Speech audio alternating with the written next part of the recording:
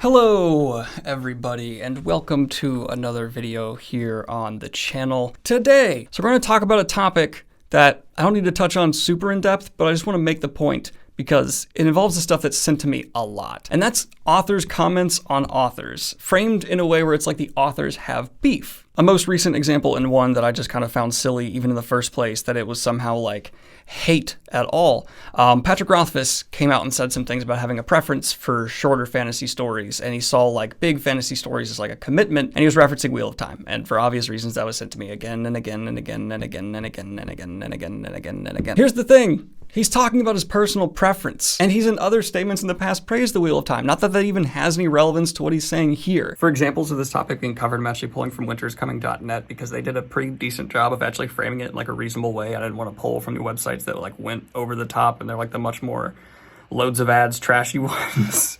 So this is just a good example of like, you know, how it could be covered, and that's why I'm showing them. Authors don't typically start crap with each other, and when they do, it's big news. I mean, it becomes notorious. The beef between like authors throughout history is stuff that's like talked about all the time. In terms of like throwing shade though through like these personal preference comments, it's not really a thing. I've known quite a few authors, obviously I've talked to them.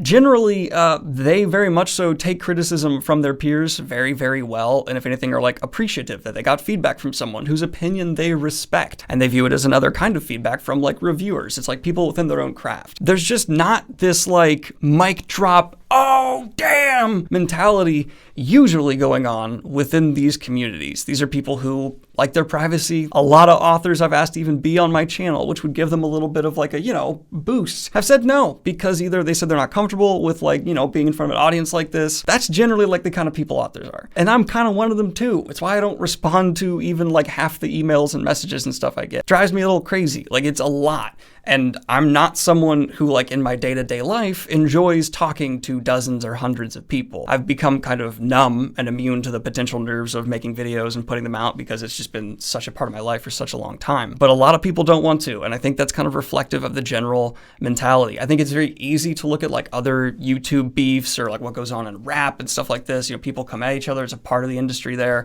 or YouTube especially endorses this culture of drama.